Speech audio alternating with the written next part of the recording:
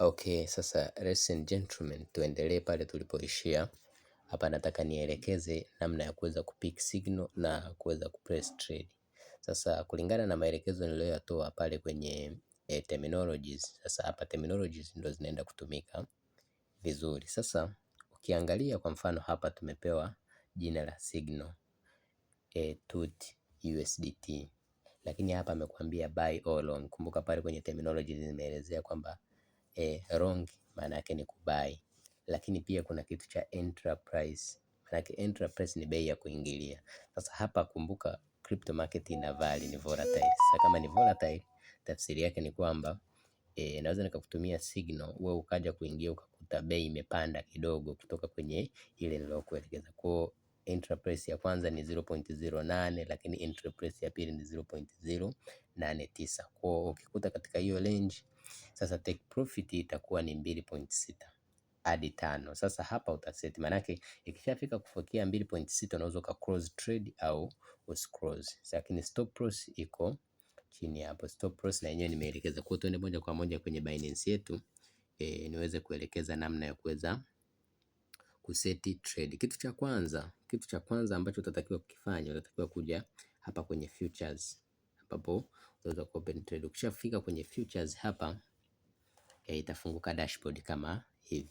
Lakini hatua ya pili utakuja kugusa hapa ili eneo, ambapo hapa ndo utapata uwanja wa kuweza kufungua na kusearch ile sarafu au jina la signal uliloelekezwa pale kwenye signal husika. Kwa ukipagusa hapa patakupa uwanja wa kusearch hapa.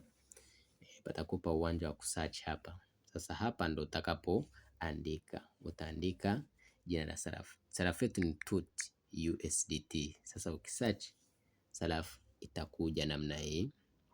Sasa ikishakuwa imekuja utaifungua. Ukishaifungua itakuja kusoma hapa kama TUT USDT. Sasa kinachofuata itadependi sasa na mode. Nimeelekeza kwamba kwenye mode tuna isolated mode, tuna cross mode. Sasa mode gani utakuwa unaitumia kwenye trade? Nitaelekeza kwenye signal kwamba tutumia isolated mode au cross mode, lakini kwa beginners mliokuwa wengi tumieni cross isolated mode, ili sasa kama soko likienda against na signal yetu usiwe liquidated mtaji wote, uliwe liquidated sehemu, lakini pia ubaki kiwango cha mtaji wako, sawa. Sasa hapa utatumia cross mode. Sasa tunakuja hii sehemu ya leverage. Leverage itaelekeza kwenye sarafu. Kwa beginner mara nyingi leverage usitumie zaidi ya 5. Leverage nimeelekeza kwamba ni kiwango cha kukuza mtaji wako. Kwa hapo utakuja utagusa kama itakuwepo ngapi, utagusa na utabadilisha. Sasa hapa ni 5x, kama unataka kudrag hadi 10 utaekeza 10. Make sure usizidi zaidi ya 10 kama wewe ni beginner, then utaconfirm. Baada ya kuconfirm utakuja hii sehemu. Hii sehemu mara nyingi ipo market price. Sasa order nimeelekeza market price na limit order.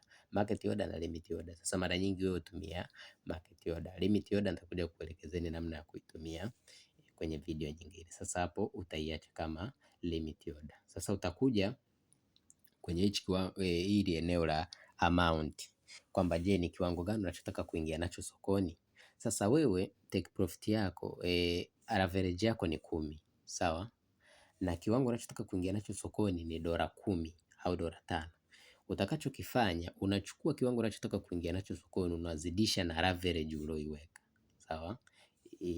Ieleweke hii kwamba kiwango utakachokiweka hapa sio real amount ya mtaji uliokuwa nayo, sawa.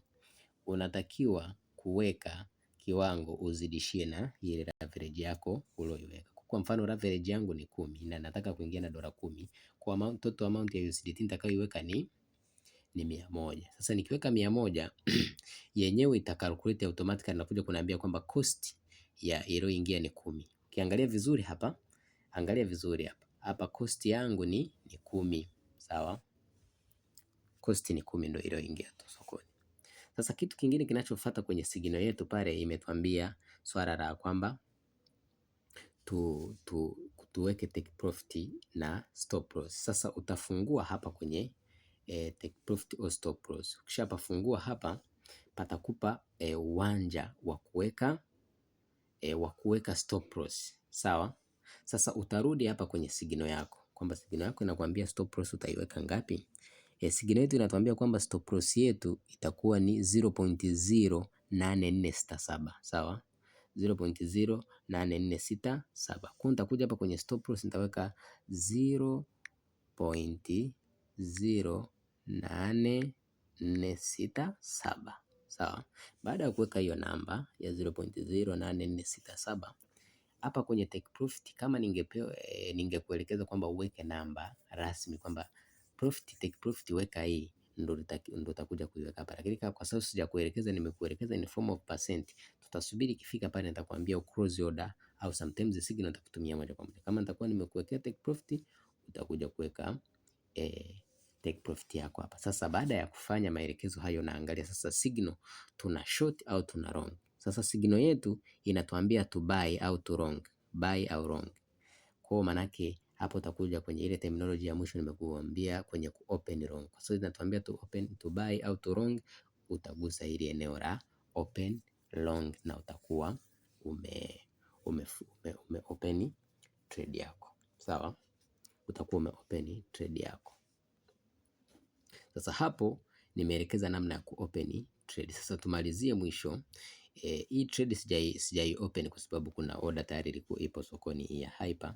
Sasa tumalizie hapa mwisho namna ya ku close trade. Kitokea sasa usha open trade, namna ya ku close. Kwa mfano njoo hapa kwenye hii trade yangu ya Hyper, unaiona ipo kwenye negative 346.29. Sawa? Sasa hii utakachokifanya utakuja utagusa ile eneo la close. Ukigusa close watakuletea maelekezo pale, utajaza taarifa zako zile za msingi kwamba una close yote, na utakuwa umefunga oda yako, umetoka sokoni. Kitu cha msingi ninachotaka kukiongeza hapa ni kwamba mtu yeyote atakaye kuja kukuambia kwamba biashara haina hasara, huyo anakudanganya. Hamna biashara yote duniani ambayo haina hasara. Biashara ina faida, ina hasara. Biashara futures marketing, futures trading ni biashara ambayo ina risk sana, lakini pia ni biashara ambayo ina faida sana. Kitu cha msingi ni kufuata maelekezo ya mwalimu, lakini pia kupata signal nzuri. Mimi nikikupa signal mwenyewe na trade, sawa? Nikishakupa signal ukaingia sokoni, unachotakiwa kusubiria ni kusubiria ile take profit yako. Soko linaweza likaenda tofauti na analysis yangu, kwa sababu mimi sio market maker.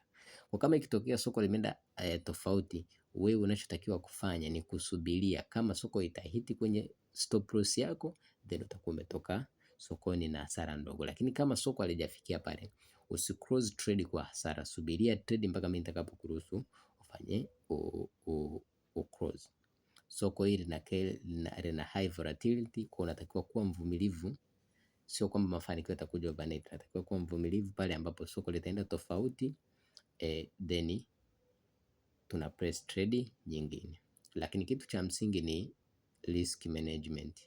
Maanake katika hizi loss na faida unatakiwa kujua risk yako ni ipi, namna ya ku manage risk, ili kwamba hata kiwango kile kidogo unachokipoteza mwisho wa siku unapata faida, sio unakuja kuingia hasara. Sasa tutafundishana vizuri risk management na namna ya kufanya vizuri. Kwa hiyo kikubwa ni kuendelea kufuatilia mafunzo. Hizi video nazozituma, hizi small tips, ifuatilie step, yani kila kona, hakikisha kila sauti inayotoka unaisikiliza kwa makini na unaelewa, utaweza kufanya vizuri. Sasa kama unaisikiliza kwa kurashia, kuna vitu vya msingi vidogo ambavyo vitakusababisha uweze kutengeneza kupata faida kwenye trade yako, na unavikosa kwa sababu ya kutokuwa makini. Kwa hiyo niwatakie kila la heri, tukutane kwenye somo jingine.